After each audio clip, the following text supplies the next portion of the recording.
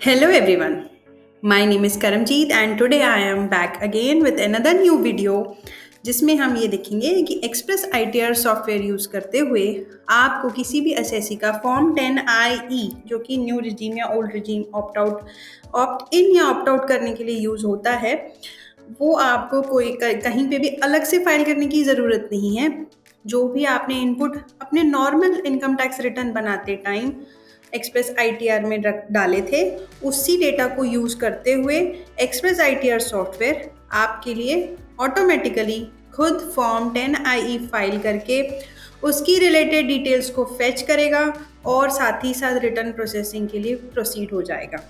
हम ये देखेंगे कि कितना स्मूथ प्रोसेस है ये और कितना टाइम सेविंग है। अगर आप regular tax return filer tax consultant हैं तो आप जानते होंगे कि किसी भी एसएससी का अगर आपको 10IE भी फाइल करना है तो एक अलग टास्क होता है कि पहले 10IE फाइल कीजिए, फिर वो सबमिट होने के बाद उसकी जो डिटेल्स हैं एक्नॉलेजमेंट नंबर और डेट वो रिटर्न में एंटर करिए और फिर एक दोबारा से जेसन प्रिपेयर करिए और फिर उसको अपलोड करिए।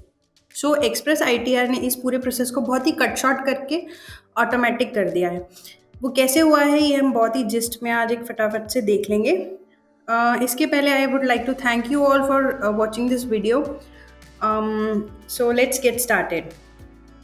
यहाँ पे मैं बिजनेस एंड प्रोफेशन की डिटेल्स एंटर करूँगी बिकॉज 10IE उसी केस में एप्लीकेबल होता है। और आप देख सकते हैं राइट साइड में ऊपर करंट ईयर रिजीम सिलेक्ट कर लिया है मैंने न्यू, और यहाँ पर मैंने अपनी डिटेल्स बैंक बिजनेस डिटेल्स जो हैं वो ऑलरेडी एंटर करके रखी हुई हैं। सो यहाँ पे रिक्वायर्ड डिटेल्स को आप फिल करिए। डन प्रेस एस्केप पे क्लिक करके कंसोलिडेटेड शेड्यूल बीपी में मैं जाकर 44AD की डिटेल्स एंटर कर दी हैं क्योंकि ये मेरा 44AD का केस है। आईटीआर 4 फाइल करना चाह रही हूँ मैं। सो इस तरीके से मैंने डिटेल्स एंटर करी हैं। Data updated successfully. सो ये कंप्यूटेशन है मेरी। इसके अलावा मेरे कुछ अदर सोर्सेज रिलेटेड भी डेटा है अगर, तो वो भी आप ऐसे इस तरीके से एंटर कर सकते हैं। डेटा एंट्री पार्ट के लिए आप हमारा एक्सप्रेस आईटीआर 1 के लिए फाइल किया था वो भी एक बार गो थ्रू कर सकते हैं। सो यहाँ पर मैंने अदर सोर्सेज की भी डिटेल्स एंटर कर दी हैं एंड देन इसके बाद मैं प्रोसीड करूँगी कंप्यूटेशन पे, जहाँ पे मैं अपना कंप्यूटेशन को वेरीफाई करूँगी मेरी tax liability and all the details are correct और नॉट। मैंने ऊपर यहाँ पे ऑलरेडी रिजीम सिलेक्ट कर लिया। इसके बाद मैं ई फाइलिंग के स्टेप पे जाऊँगी। ई फाइलिंग में जो बेसिक इन्फॉर्मेशन है हम पहले वो फिल करेंगे। ये are you filing return of income और जो भी रिलेटेड आईटीआर से डिटेल्स हैं जो आपको बताई हैं वो फाइल करेंगे। अब इसमें क्योंकि मैंने ये लिखा कि I am opting for new tax regime, but क्योंकि डिटेल्स आर मिसिंग इसलिए आपको यहाँ पे जेसन क्रिएट ही नहीं होगी, आपको एरर्स शो हो रहे हैं। सो दिस इज हाउ आप एरर्स और वार्निंग्स टॉगल बटन से या टिक मार्क से आप चेक कर सकते हैं। सो अब मैं यहाँ पर ऑप्ट इन कर रही हूँ कि मुझे न्यू रिजीम में ये रिटर्न फाइल करनी है। सो मैंने यहाँ पे have you ever opted in earlier years को नो कर दिया क्योंकि मैंने येस किया था इसलिए वो पहले एरर आ रही थी।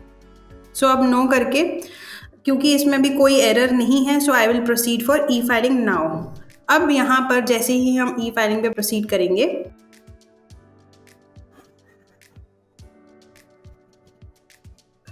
तो ये ऑटोमेटिकली इनकम टैक्स वेबसाइट पे लॉगिन होगा और ये सारी ऑटोमेटिकली डिटेल्स जो कि जैसे बिजनेस की डिटेल्स हैं वो आपकी बिजनेस इंफॉर्मेशन में आ जाती है। बिजनेस कोड भी हम बिजनेस एंड प्रोफेशन के कार्ड में डालते ही हैं। तो सारा डेटा वहाँ से कंपाइल होके फॉर्म 10IE का डेटा आपके लिए एक बार कंपाइल होके ऑटोमेटिक प्रोसेस कर दिया जाता है। ये सारा प्रोसेस ऑटोमेटिक हो रहा है। मैं फिर से बता दूँ, ये कहीं पे भी मेरा कोई भी इसमें मैं कहीं नहीं क्लिक कर रही हूँ और ये डिटेल्स आपकी सेव हो जाएंगी automatically. This is a complete automatic process. So this is how देखिए आपका ये रिटर्न। अब ये लास्ट में आपको एक नोटिफिकेशन आएगा कि आप जो है रिव्यू कर लीजिए अपनी इन्फॉर्मेशन को before clicking proceed to e verify and then आप येस पे क्लिक करेंगे and I would like to verify this और submit this through an OTP। So यहाँ पर मैं OTP जनरेट के लिए मैंने मैसेज सेंड कर दिया है। इसके अलावा इसमें एक चीज़ मैं बताना चाहूँगी कि ये भी हो सकता है कि आपने फॉर्म 10I ऑलरेडी फाइल कर दिया हो कहीं और से, यानी कि एक्सप्रेस आईटीआर से फाइल ना किया हो। सो उस केस में भी जो सिंक नाउ का बटन है, अगर आप हमारे रेगुलर वीडियोस देखते हैं तो उसमें आपको पता लगेगा कि जो सिंक नाउ का बटन है उससे ऑलरेडी डिटेल्स फेच हो जाएंगी और आपको फिर जो लास्ट स्टेप है प्रोसीड फॉर फाइलिंग का, सिर्फ वही वर्क करेगा। क्योंकि सिंक नाउ से एक्सप्रेस आईटीआर को ये इन्फॉर्मेशन मिल जाती है ऑलरेडी कि आपका 10IE फाइल्ड है। सो इस केस में हम OTP एंटर करेंगे। मेरे पास OTP आ चुका है।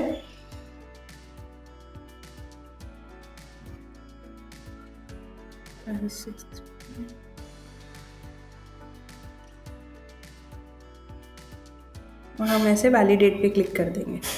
वैलिडेट पे क्लिक कर दिए, आपको कंफर्मेशन मैसेज आएगा। इस पे येस करके आपका जो 10IE फॉर्म है वो सबमिट हो जाएगा। अब यहाँ पे जो एक्नॉलेजमेंट नंबर और डेट ऑफ फाइलिंग है वो ऑटोमेटिकली सॉफ्टवेयर ने फेच कर ली।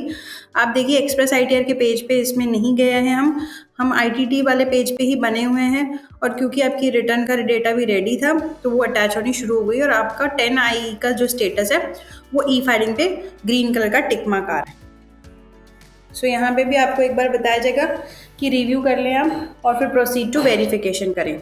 सो दिस इज़ हाउ आप 10IE इंक्लूडिंग फॉर्म आईटीआर जो है वो फाइल कर सकते हैं। सो मैं जो मेरा आईटीआर है उसकी भी एक बार OTP जो है वो यहाँ पे मैं एंटर कर लेती हूँ और ये मेरा दोनों ही जो काम है, यानी कि मेरा फॉर्म 10IE प्लस आईटीआर एक ही बार में एक्सप्रेस आईटीआर सॉफ्टवेयर यूज़ करते हुए फाइल हो गया। सो इस तरीके से जो मेरा टाइम है फॉर अ पर्टिकुलर रिटर्न वो ड्रास्टिकली कट डाउन हो जाता है। सो ये आप देख सकते हैं यहाँ पे वेरीफाई OTP का मैसेज आ रहा है। सो OTP आ चुका है और मैंने ये एंटर कर दिया है। बस ये लास्ट स्टेप है, इसके बाद आपकी जो रिटर्न है वो फाइल हो जाएगी। So this is how we are through with 10IE plus ITR फाइलिंग। इस केस में मैंने ITR 4 ऑप्ट किया था। सो आप देख सकते हैं मेरी दोनों ही काम एक ही बार में कंप्लीट हो चुके हैं और जैसे ही रिटर्न फाइल हुआ एक येलो कलर की जो गोल्डन लाइन है ऊपर वो आ गई कि आपका ये रिटर्न ऑलरेडी फाइल्ड है। दोनों ही के एक्नॉलेजमेंट नंबर और डेट्स भी आपको व्यू हो रहे हैं। सो this is how you can use express ITR for your ease. और जैसे ही हम डैशबोर्ड पे जाएंगे, डैशबोर्ड पे आप देख सकते हो स्टेटस भी जो है वो प्रिपेयर से फाइल्ड एंड वेरीफाइड में साथ ही साथ जो है वो चेंज हो चुका है। और यहाँ पर अगर आप ई फाइलिंग पे दोबारा क्लिक भी करेंगे so review and e filing पे आपको जो प्रोसीड फॉर ई फाइलिंग का बटन है वो ऑटोमेटिकली डिसेबल हो जाएगा। ये देखिए ऐसे। So I hope you like this video और इससे आपको ये जानकारी मिली होगी कि 10IE की इन्फॉर्मेशन कैसे फाइल होती है ऑटोमेटिकली। अलग से हमने कोई इन्फॉर्मेशन इस पर इनपुट नहीं की है। सो हम ऐसे ही मिलते रहेंगे नेक्स्ट वीडियो में जिसमें I would try to take up another ITR form. Thank you all for watching the video. Have a great day.